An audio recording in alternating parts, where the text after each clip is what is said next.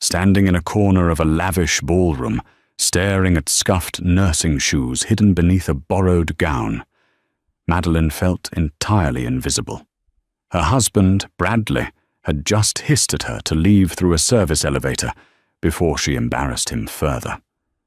She turned to walk away, choking back tears of humiliation.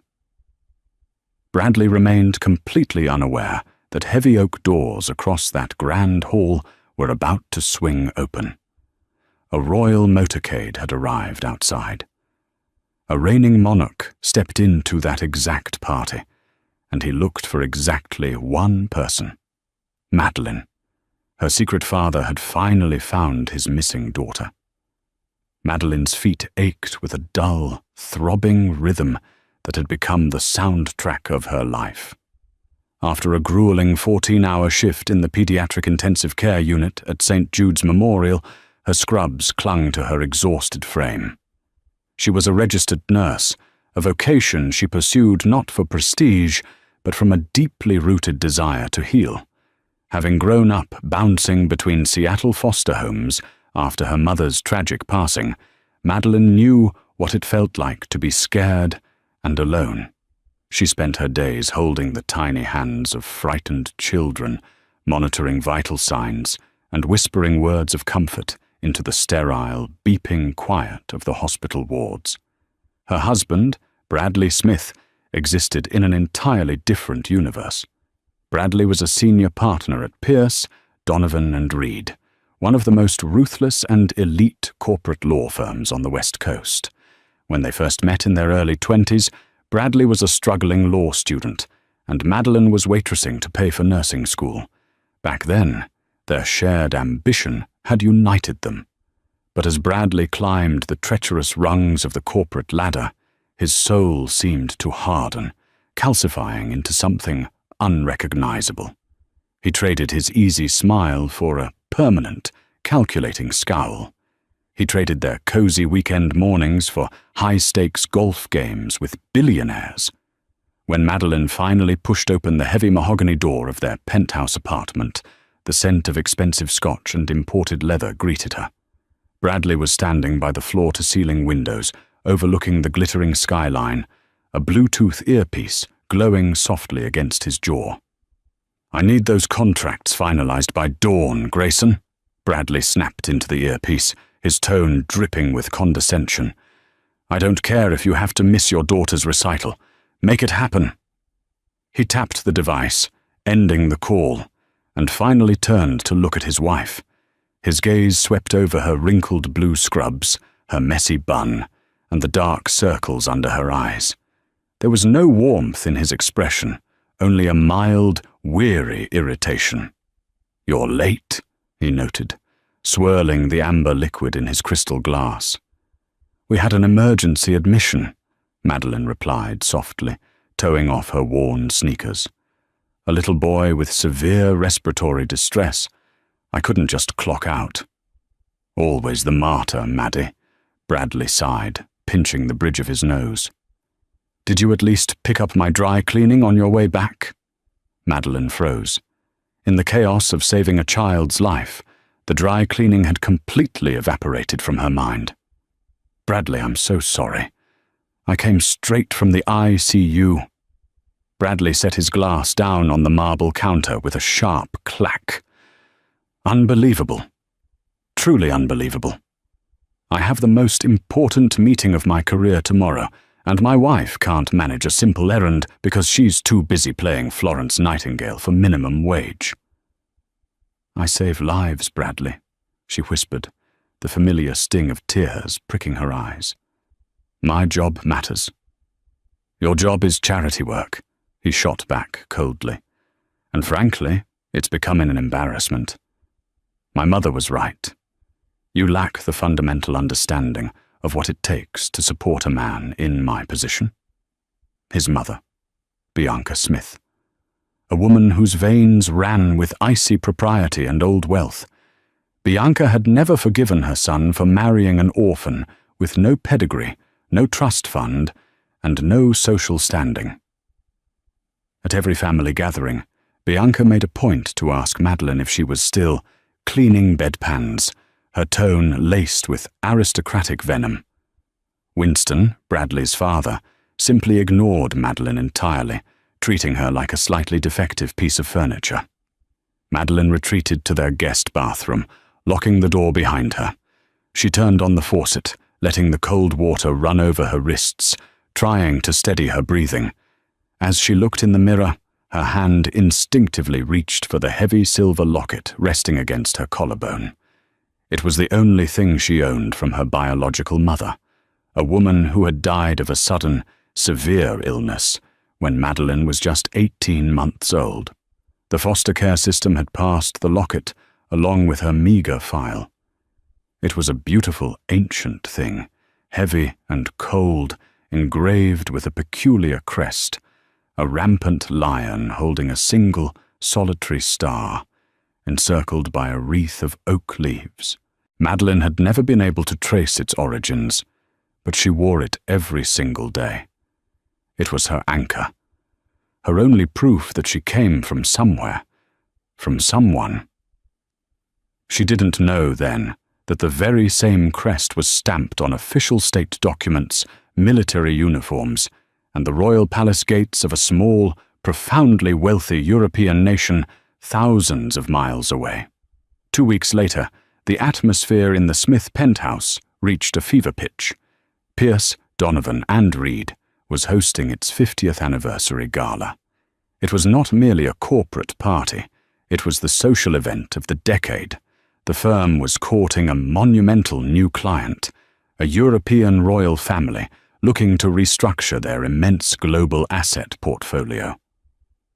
Rumors had been flying through the high society circles that King Leopold of Oakhaven, a sovereign state known for its impenetrable banking privacy, lush mountain ranges, and centuries-old monarchy, was personally attending the gala to finalize the deal. Bradley was practically vibrating with nervous ambition. He saw this as his golden ticket to becoming a managing partner. But as the event drew closer, his anxiety began to manifest as outright cruelty toward Madeline. "The dress code is white tie," Bradley announced one evening, tossing a heavy, gold-embossed invitation onto the kitchen island, "which means you cannot wear anything from a department store. The press will be there. The king will be there. Vanessa Reed and the other partners' wives are wearing custom couture." "I can find something elegant, Bradley," Madeline said, trying to keep her voice even. "I'll go shopping tomorrow." Bradley looked at her, his eyes narrowing. "Honestly, Maddie, I'd prefer it if you just sat this one out. You hate these things anyway. You don't know how to talk to these people. You don't understand geopolitical investments or high-yield portfolios. If King Leopold or his entourage speaks to you, you'll just end up talking about sick kids and hospital shifts. It's depressing. It brings the mood down." The words felt like a physical blow. "You want to hide me," she stated, her voice trembling. "You're ashamed of your own wife." "I am protecting my career." Bradley raised his voice, his face flushing with anger. "Everything I have worked for is riding on this weekend. I cannot afford to have you dropping a fork or saying something painfully middle class in front of royalty. Just say you have a migraine, please." But a quiet, stubborn defiance ignited in Madeline's chest. For 7 years, she had shrunk herself to fit into Bradley's world. She had swallowed his mother's insults, tolerated his neglect, and apologized for existing. Not this time. "I am your wife," Madeline said, her voice surprisingly steady. "The invitation says partners and spouses. I am going." Bradley stared at her, an ugly sneer curling his lips. "Fine, but stay out of my way." The next day, Madeline confided in her closest friend and fellow nurse, Fiona. Fiona was a fiery, fiercely loyal woman who despised Bradley and everything he stood for. "He actually told you to stay home," Fiona fumed, shoving a medical chart onto the nurse's station desk. "Maddie, That man is a walking red flag dipped in toxic waste. You are going to that party, and you are going to look breathtaking. Fiona insisted on taking Madeline to an exclusive vintage boutique run by a friend of hers. After hours of trying on gowns, Madeline finally stepped out of the dressing room in a dress that made Fiona gasp. It was a vintage 1950s emerald green silk gown, an off-the-shoulder masterpiece that draped perfectly over Madeline's figure, highlighting her porcelain skin and auburn hair. It didn't look like modern, flashy couture. It looked like timeless, old-world royalty. "You look like a queen," Fiona whispered, her eyes shining. Madeline smiled shyly, reaching up to adjust the silver locket at her throat. "I don't know. Is the necklace too bulky for this neckline?" Fiona stepped closer, squinting at the heavy silver piece. "I've always loved that locket. The design is so specific. Have you ever tried reverse searching the crest online?" "A few times," Madeline admitted, "but it just brings up generic heraldry stuff. It belonged to my mum. I don't feel right taking it off." "Keep it on," Fiona insisted softly. "Let her be at the party with you." Meanwhile, across the Atlantic, King Leopold of Oakhaven was boarding his private jet. He was a man of 65, distinguished, with a neatly trimmed silver beard and eyes that held profound, unshakable sorrow. 30 years ago, he had fallen fiercely in love with an American college student studying abroad in Europe. Her name was Clara. They had a secret romance, hidden from the rigid Oakhaven royal court. When Clara became pregnant, Leopold's furious father, the ruling monarch at the time, threatened to destroy Clara's life and family if she didn't disappear. Terrified and wanting to protect her unborn child from a ruthless royal scandal, Clara fled back to America, cutting off all contact. Leopold had spent the last 3 decades searching for her, utilizing private investigators and global intelligence networks. Just a month ago, a breakthrough had occurred. He finally found Clara's death certificate in Washington state. And miraculously, he discovered that she had given birth to a daughter before she died. His daughter. A princess of Oakhaven. The investigators had tracked the daughter down to a coastal city. She was married to an American lawyer. The king's decision to do business with Pierce, Donovan, and Reed wasn't a coincidence. It was a carefully orchestrated maneuver. He was coming to America to meet the executives, yes, but primarily he was coming to find his little girl. The Waldorf Astoria Grand Ballroom was a spectacle of overwhelming opulence. Crystal chandeliers the size of small cars cast a glittering light over hundreds of guests, clad in tuxedos and diamond-draped gowns. The air was thick with the scent of white lilies, expensive French perfume, and the low hum of powerful people making million-dollar deals over flutes of Dom Perignon. Madeline stood near a towering ice sculpture, feeling entirely out of her depth. She clutched a glass of sparkling water, her emerald gown brushing the polished marble floor. Beside her, Bradley was in his element. He was entirely ignoring her, laughing loudly at a joke made by senior partner Donovan while schmoozing a group of Swiss hedge fund managers. Every time Madeline tried to step closer to her husband, Bradley subtly shifted his shoulder, physically boxing her out of the conversation. "Oh, look who decided to grace us with her presence," a nasal voice drawled.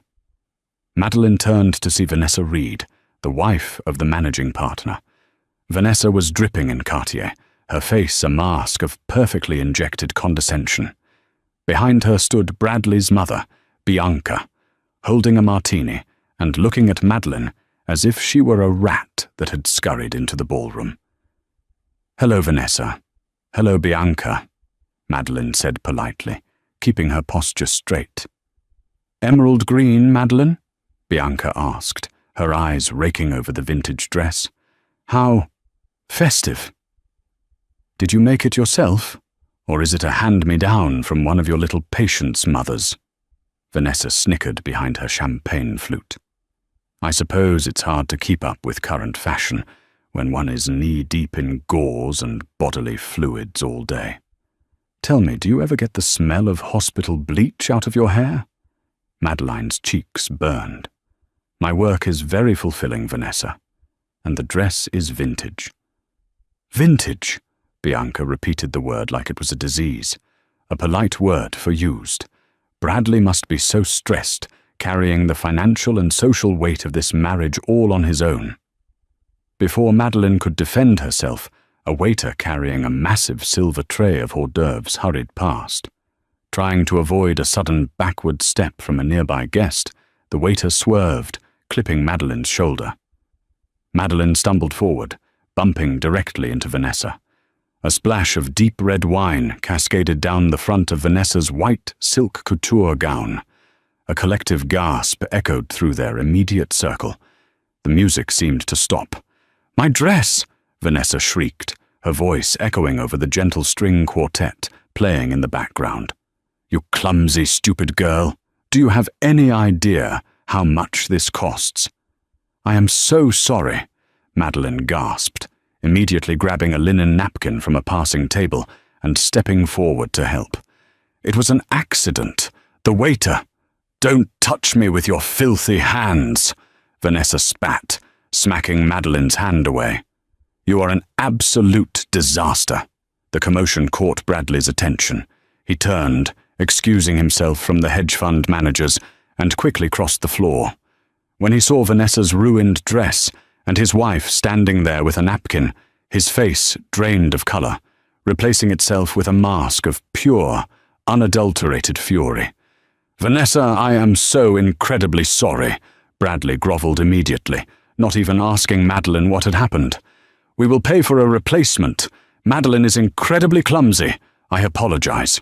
"Keep her away from me, Bradley," Vanessa hissed, storming off toward the powder room, Bianca following closely behind, throwing a disgusted glare over her shoulder. Bradley spun around, grabbing Madeline's upper arm with a painful, bruising grip. "Bradley, you're hurting me," she whispered, her eyes wide with shock. "Shut up," he hissed through clenched teeth, his smile remaining plastered on his face for the surrounding onlookers as he forcibly marched her out of the main ballroom.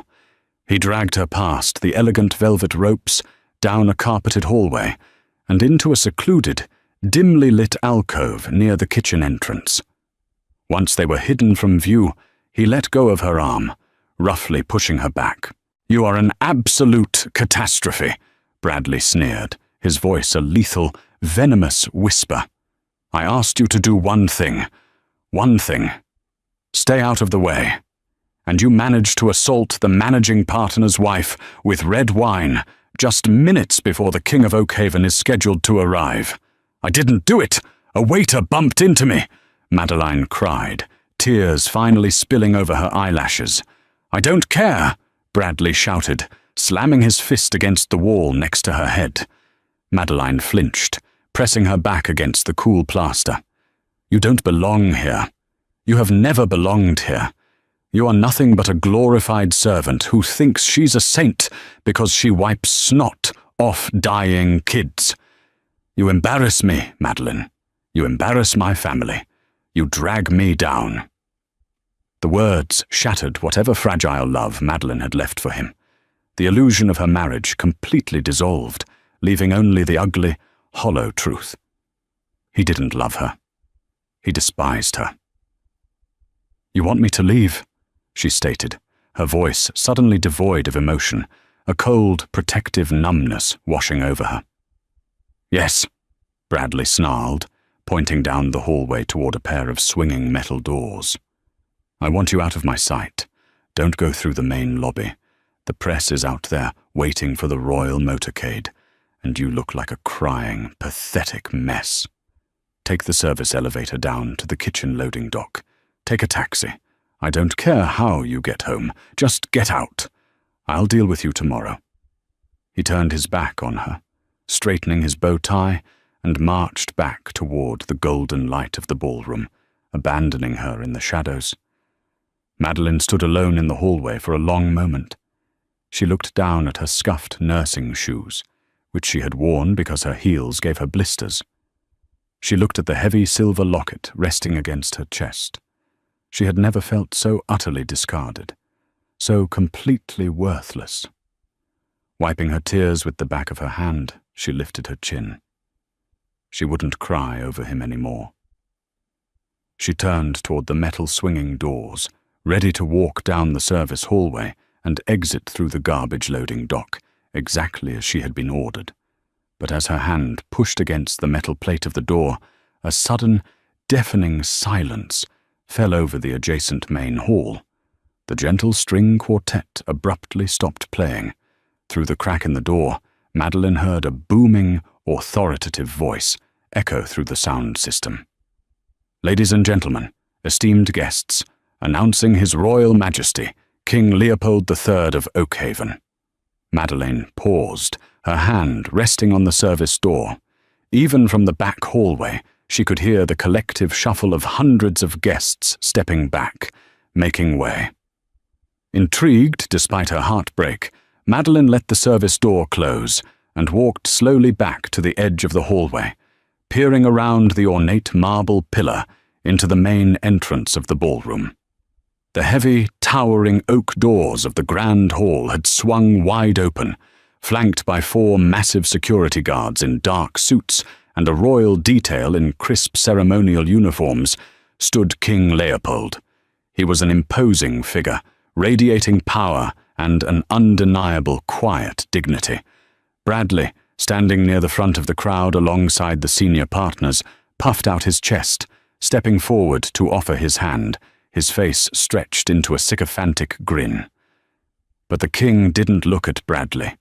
He didn't look at the managing partners. He didn't look at the extravagant ice sculpture or the flowing champagne. King Leopold stopped dead in his tracks. His eyes, sharp and intense, swept over the crowd. He was scanning the room, searching for something, for someone. And then his gaze pierced through the crowd, past the dazzling jewels and tailored suits, and locked directly onto the dimly lit hallway where Madeline stood, half hidden in the shadows, her emerald dress catching the light. Or rather, his eyes locked onto the heavy silver locket resting against her chest. The king's breath hitched. He completely ignored Bradley's outstretched hand, pushing past the stunned lawyers as if they were mere ghosts, and began walking straight toward the hallway, toward Madeline. Bradley Smith stood frozen, his outstretched hand hovering awkwardly in the empty air. A cold sweat broke out on the back of his neck. The king had entirely dismissed him, treating a senior partner at Pierce, Donovan, and Reed as if he were nothing more than a coat rack. Panic, sharp and metallic, tasted bitter on Bradley's tongue. He watched, horrified, as the king's trajectory pointed directly toward the dimly lit alcove near the kitchen doors. He was walking toward Madeline. No, Bradley thought, his mind racing to rationalize the impossible. He must be looking for the private restrooms. Or maybe he's offended by her standing there in that cheap vintage dress. Desperation overrode Bradley's usually calculating demeanor. He could not let this awkward, embarrassing woman ruin his pivotal career moment. He darted forward, breaking the unspoken perimeter, attempting to intercept the king before he reached the service hallway. "Your Royal Majesty, please forgive the intrusion," Bradley stammered, his voice unnaturally high and slick with manufactured charm. He stepped neatly into the king's path, blocking Leopold's line of sight to Madeline. "I am Bradley Smith, the lead counsel for your portfolio restructuring. The VIP lounge is actually situated in the East Wing. The woman standing back there is she was just leaving. My apologies for the disruption. The service staff often lose their way." King Leopold halted. He did not look at Bradley's face. He looked at Bradley's chest, his expression hardening into a mask of absolute, terrifying authority. "Move," the king commanded. His voice was not loud, but it carried a baritone weight that seemed to vibrate through the floorboards. "Your Majesty, I assure you," Bradley began, his sycophantic smile wavering. Before Bradley could finish his sentence, Commander Brooks stepped forward. With a swift, heavily practiced motion, the massive guard placed a firm, immovable hand on Bradley's shoulder and physically shoved the lawyer aside. Bradley stumbled in his expensive Italian loafers, barely catching his balance against a decorative marble pillar. He looked up, utterly humiliated, as a collective gasp rippled through the crowd of his peers. Bianca Smith, watching from the edge of the crowd, clutched her pearl necklace, her face draining of color. Leopold stepped into the shadows of the alcove. Madeline stood absolutely still. Her heart hammered wildly against her ribs, trapped in the cage of her chest. She instinctively crossed her arms over her stomach, a defensive posture honed from years of feeling inadequate in these rooms. She watched the towering figure of the monarch stop barely 3 feet in front of her. Up close, the lines on his face told a story of profound grief and weary leadership. The king did not speak at first. He simply stared.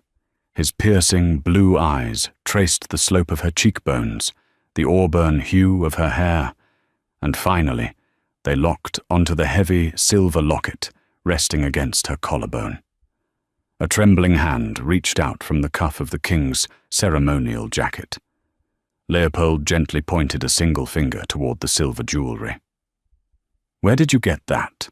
the king asked, his voice suddenly fragile, cracking under the weight of a 30-year search. Madeline swallowed hard, her throat dry. She could feel the eyes of every single person in the ballroom burning into her back. It belonged to my mother," she whispered, her voice barely audible over the roaring in her ears. "I've had it since I was placed in the foster system." Leopold's breath hitched. The stern, imposing monarch seemed to crumble inward for a fraction of a second, his shoulders dropping as if an immense physical weight had been lifted from them. "The crest," he murmured, taking a half-step closer. A rampant lion holding a solitary star, encircled by a wreath of oak leaves, the private seal of the House of Oakhaven. I gave that to her on a rainy Tuesday in Geneva, in a small cafe near the university. Madeline's eyes widened. You knew my mother? You knew Clara? Knew her?" A single, shining tear escaped the corner of the king's eye, catching the dim light of the hallway. He did not bother to wipe it away. "Madeline, I loved her. She was the absolute light of my life. When she disappeared, she took my heart across the ocean with her. I have spent every waking moment of my reign searching for her, and for the child I found out she carried." The ballroom behind them was dead silent. Even the ice sculptures seemed to be listening. Leopold looked deeply into Madeline's eyes. "You have her eyes, the exact same shade of defiance and kindness. You have her spirit. Madeline, I am your father." The words hit Madeline with the force of a physical blow. The room spun wildly. The pediatric ward, the worn scrubs, the cramped foster homes, the endless nights of wondering why she was abandoned, all of it collided with the reality of the man standing before her. She was not a mistake. She was not discarded.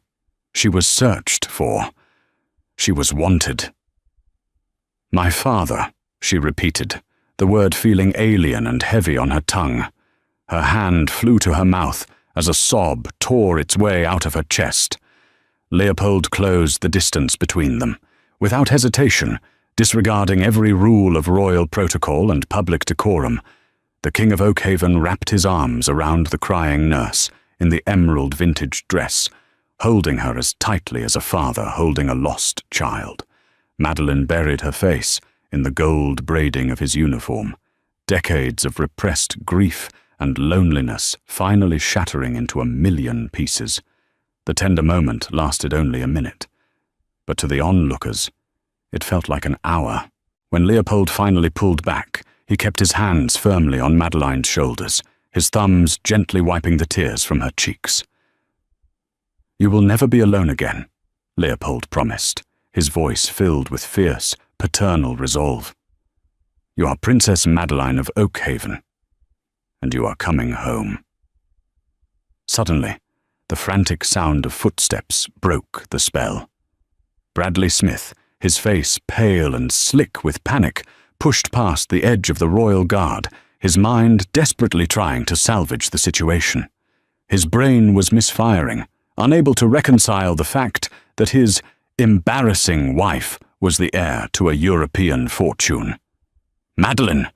Darling!" Bradley exclaimed, forcing a hysterical laugh as he approached them. "What a misunderstanding. Your Majesty, this is incredible. This is my wife, Madeline Smith. I am her husband. We are overwhelmed with joy. Let me take her to the VIP suite so she can compose herself. We have so much to discuss regarding the portfolio now that we are practically family." Madeline stiffened. The sound of Bradley's voice, the same voice that had just berated her, belittled her, and ordered her out like garbage, sent a jolt of ice water through her veins. The protective numbness that had settled over her earlier completely vanished, replaced by a sudden, blazing clarity. King Leopold felt Madeline tense under his hands. He slowly turned his head to look at Bradley. The warmth in the monarch's eyes vanished, replaced by a glacial, terrifying darkness. "Your wife," Leopold repeated, the words sounding like a death sentence. He looked down at Madeline. "Is this the man who caused you to cry? The man you were hiding from in this hallway?" Madeline looked at Bradley. She saw the pathetic desperation in his eyes.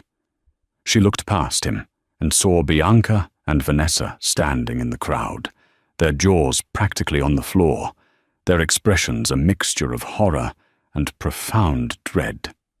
For 7 years, Madeline had protected Bradley's reputation.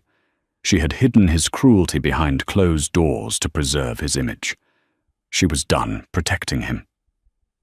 "He wasn't comforting me, if that's what you're asking," Madeline said, her voice remarkably clear and steady. It echoed perfectly through the silent ballroom. "He dragged me into this hallway because someone bumped into me, and a drink spilled on the managing partner's wife. He told me I was a disaster. He told me I was an embarrassment to his family." Bradley let out a strangled gasp. "Madeline, sweetheart, you're confused. You're emotional. I am perfectly lucid." Madeline cut him off, her spine straightening. She looked directly into her father's eyes. "He ordered me to leave the party. He told me to sneak out through the kitchen service elevator and take a taxi home so I wouldn't ruin his chances of securing your business." A collective, horrified murmur erupted from the crowd. Managing partner Donovan, standing nearby, buried his face in his hands. It was the sound of a multi-million-dollar deal imploding in real time. King Leopold slowly let go of Madeline and turned fully to face Bradley. The air around the monarch seemed to drop 10 degrees. Commander Brooks and the rest of the security detail instinctively stepped closer, their hands resting near their waistbands, sensing their sovereign's rising wrath. "You ordered a princess of Oakhaven to leave through a garbage dock," Leopold stated. It wasn't a question. It was an indictment. "Your Majesty, I didn't know," Bradley pleaded, holding his hands up in a placating gesture. "I swear to you, I had no idea about her lineage. If I had known, I would have treated her like a queen." "And that," Leopold said, his voice dripping with lethal disgust, "is exactly the measure of your character, Mr. Smith. A man who only respects those with power is a man with no honor at all. You treated my daughter like dirt because you thought she was defenseless. You thought she had no one to stand up for her." Leopold turned his gaze to the crowd, locking eyes with the horrified managing partner, Donovan. "Mr. Donovan," the king's voice boomed across the ballroom, "the Oakhaven Sovereign Wealth Fund will not be doing business with Pierce, Donovan, and Reed. Not today. Not ever. I will not entrust a single cent of my nation's prosperity to a firm that employs a man of such profound moral bankruptcy." Donovan turned completely ashen.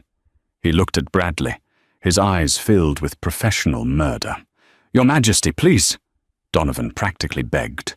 "Bradley Smith does not represent the values of this firm. Effective immediately, he is no longer a partner here. He is fired." Bradley staggered back as if he had been physically struck. "Donovan, you can't do that. I brought in the Peterson account. I've given my life to this firm." "You've cost us the biggest client in our history," Donovan hissed, stepping forward. "Get out of my sight, Smith. Security will pack up your office tomorrow." Bradley turned back to Madeline, his eyes wild, tears of sheer panic streaming down his face. He fell to his knees on the polished marble floor, grabbing the hem of her emerald gown. "Maddie, please, you have to fix this. Tell them you forgive me. We're married. We're a team." Madeline looked down at the man she had loved, the man who had systematically destroyed her self-worth for almost a decade. She felt nothing but a cold, heavy pity. She gently pulled the fabric of her dress from his trembling hands. "We haven't been a team in a very long time, Bradley," Madeline said softly. "I'll have my lawyers contact you." She turned away from him, looking up at King Leopold. A gentle, proud smile touched the monarch's lips. He offered his arm to her. "Shall we, my dear?" Leopold asked, his voice filled with a warmth that completely contrasted the ice he had just shown the room. "I believe my jet is waiting on the tarmac. Oakhaven is beautiful this time of year, and the palace staff has been preparing a suite for you for 30 years. Madeline slipped her arm through her father's. "I'd like that very much." Together, the king and his newfound daughter walked out of the service hallway and directly through the center of the grand ballroom. The crowd of elite socialites, billionaires, and powerful lawyers parted like the Red Sea. Vanessa Reed pressed herself against a pillar, refusing to make eye contact, while Bianca Smith looked as though she might faint, her aristocratic pride shattered into dust. As they approached the towering oak doors of the Waldorf Astoria, the flashes of paparazzi cameras from the street outside illuminated the foyer like lightning. Madeline didn't flinch. She adjusted the silver locket at her throat, lifted her chin, and stepped out of the velvet trap of her old life, walking straight into the blinding light of a royal future. Behind her, left in the devastating silence of the grand ballroom, Bradley Smith remained on his knees, surrounded by the ruins of his ambition, finally realizing that the woman he had treated like a servant was the only real royalty he would ever meet. The transition from the suffocating, hostile air of the Waldorf Astoria to the hushed, velvet-lined interior of King Leopold's private Boeing 747 was nothing short of staggering. Madeline sat in a plush, cream-colored leather seat, her scuffed white nursing shoes finally hidden beneath a cashmere blanket a flight attendant had gently draped over her lap.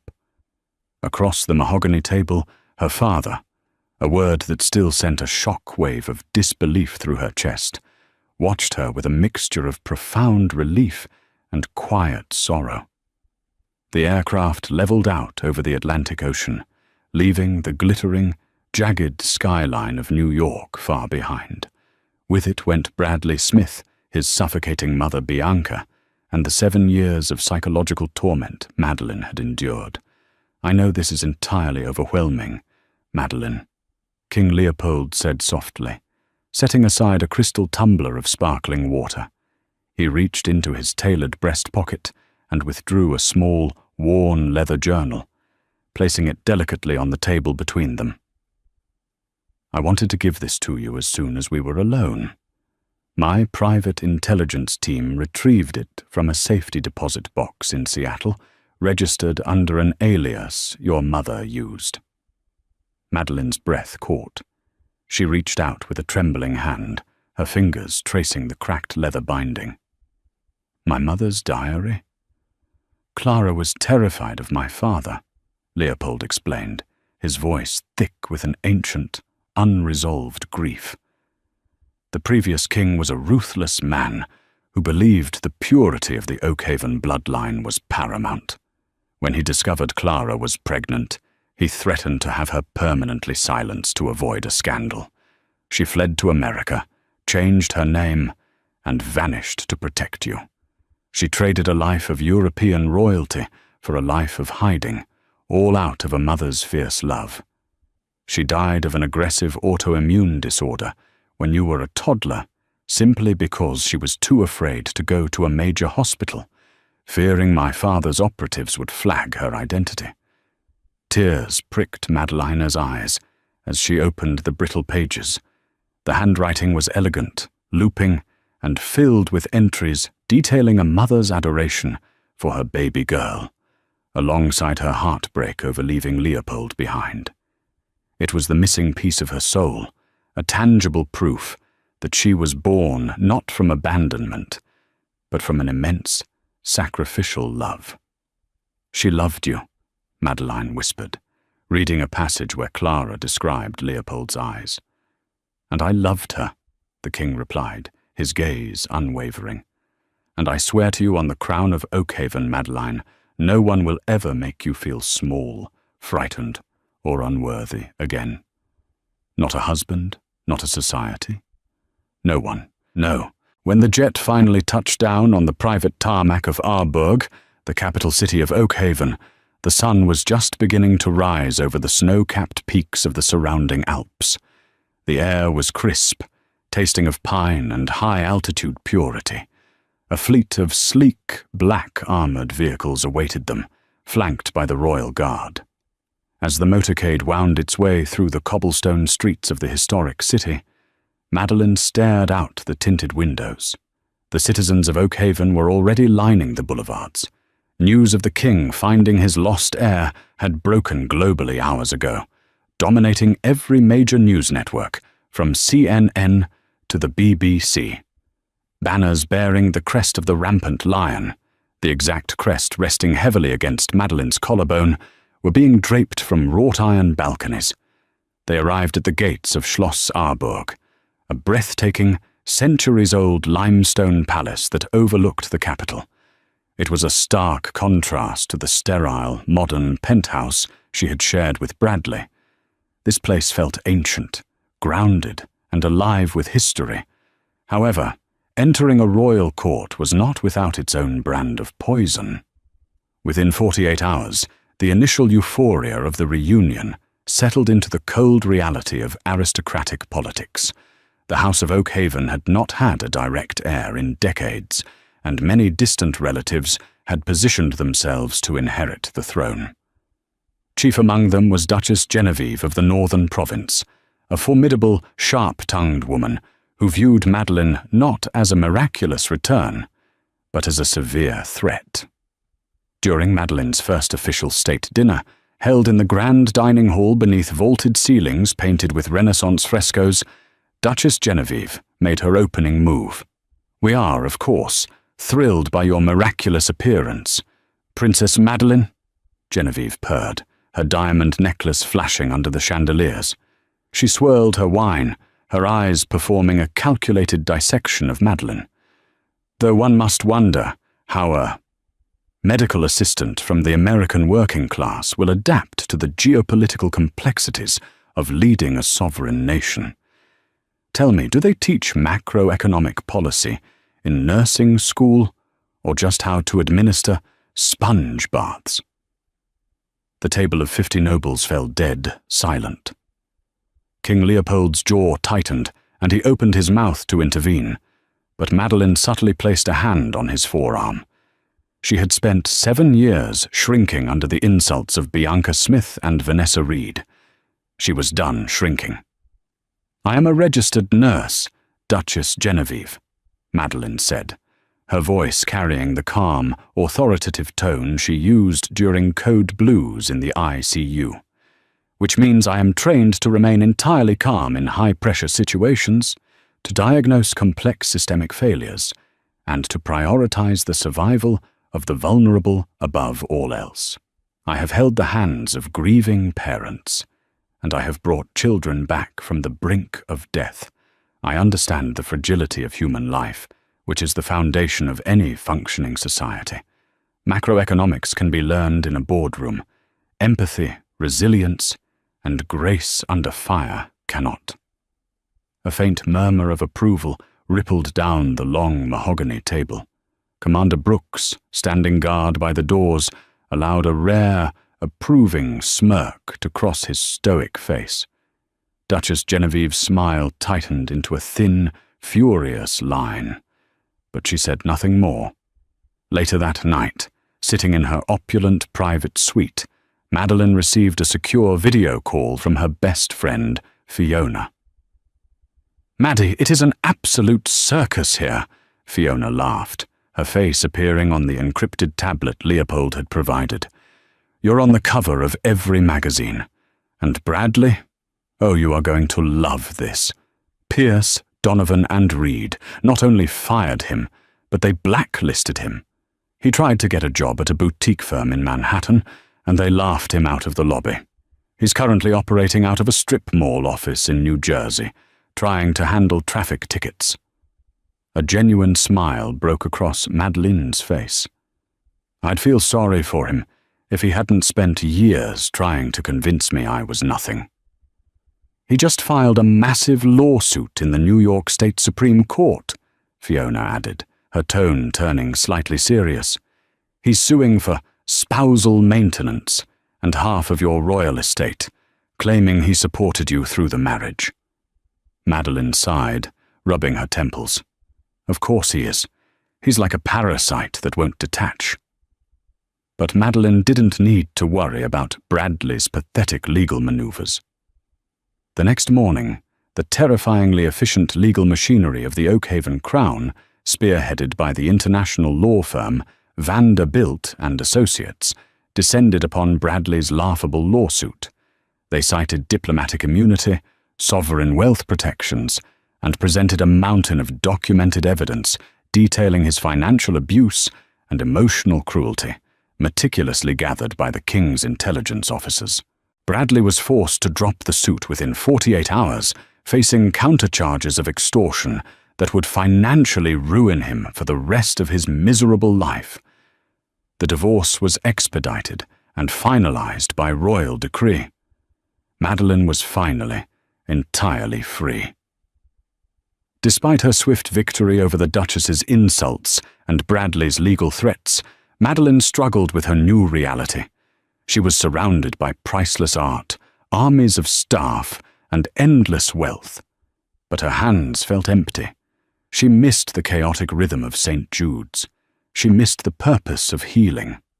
A month into her residency at the palace, the defining moment of her new life arrived, entirely unannounced. King Leopold was hosting a summit for European trade ministers in the palace's glass conservatory.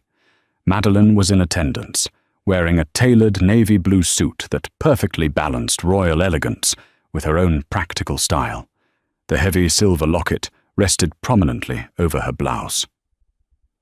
Midway through a speech by the French minister, King Leopold suddenly stopped mid-sentence.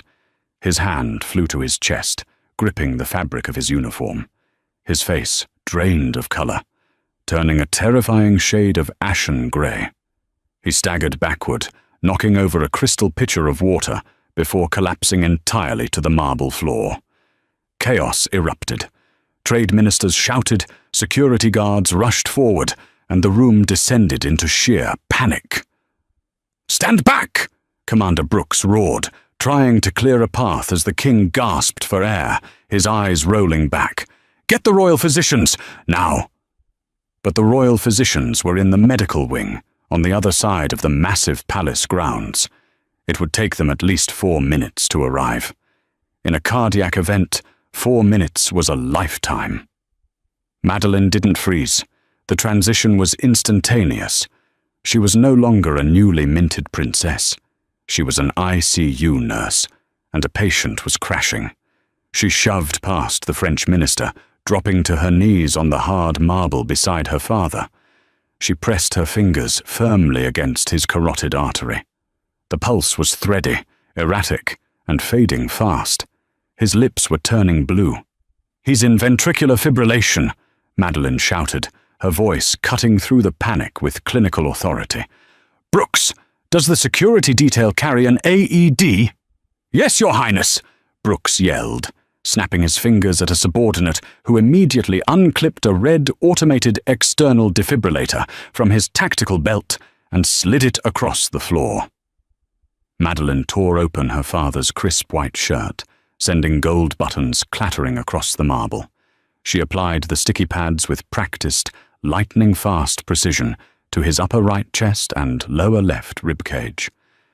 "Analyzing rhythm," the machine's robotic voice echoed through the terrified silence of the conservatory. "Shock advised. Charging." "Everyone stand clear," Madeline commanded, sweeping her arm out to ensure no one was touching the king. She waited for the sharp, high-pitched whine of the capacitor to peak. "Shocking!" She pressed the flashing button. The king's body jolted off the floor. Madeline immediately linked her hands together, positioned them over the lower half of his sternum, and began chest compressions. 1, 2, 3, 4. She locked her elbows, using her upper body weight, falling into the exhausting, rhythmic, physical labor of forcing a human heart to pump blood. Duchess Genevieve stood at the edge of the crowd, a hand clamped over her mouth in sheer horror, watching the commoner fight a literal battle against death. "Come on, Dad," Madeline gritted through her teeth, sweat beading on her forehead as she continued the compressions. "You didn't search for me for 30 years just to leave me now. Come back to me." After 2 agonizing minutes of CPR, the king suddenly gasped, a harsh, rattling intake of air. His eyes fluttered open, unfocused but alive. A strong, steady sinus rhythm returned to his chest. The royal physicians finally burst through the conservatory doors, carrying emergency medical bags, but they froze when they saw the scene. The Princess of Oakhaven, her hair messy and her suit wrinkled, was kneeling over the sovereign, holding his hand, having already saved his life. The chief physician rushed forward, quickly checking the king's vitals. He looked up at Madeline, his eyes wide with absolute reverence. "Your Highness, you stabilized him perfectly. You saved the king." A profound, stunned silence hung over the conservatory, eventually broken by a slow, deliberate clapping. Madeline looked up to see Duchess Genevieve stepping forward. The hostility in the older woman's eyes had vanished, replaced by a deep, unwavering respect. Soon, the entire room of foreign ministers, security guards, and nobles joined in, a thunderous applause for the woman who had proven her royalty, not through bloodline, but through action. King Leopold was transported to the Royal Oakhaven Medical Center and made a full recovery within weeks. The cardiac event was attributed to a previously undetected arterial blockage, which was swiftly repaired. The incident fundamentally shifted Madeline's role in Oakhaven. She realized she did not have to choose between the crown and the stethoscope. She could wield the immense power and wealth of her title to amplify her calling. 6 months later, Princess Madeline stood before a massive crowd in the center of Arburg, the crisp mountain wind tugging at the hem of her emerald coat. Beside her stood King Leopold, looking healthier and prouder than ever. Behind them rose the gleaming, state-of-the-art glass facade of the newly constructed Clara Foundation Pediatric Hospital, fully funded by the Royal Treasury and spearheaded by Madeline herself. She had found her true place. She wasn't just a figurehead in a tiara. She was a sovereign who healed. The scars of her past, the cruelty of Bradley Smith, the endless shifts in worn-out scrubs, the crushing loneliness of the foster system, had not broken her. They had forged her into a ruler of profound empathy and unbreakable strength. As Madeline raised a pair of golden scissors to cut the ceremonial ribbon, the heavy silver locket gleamed brightly in the Oakhaven sun, a testament to a mother's sacrifice, a father's enduring love, and a daughter who finally found her way home.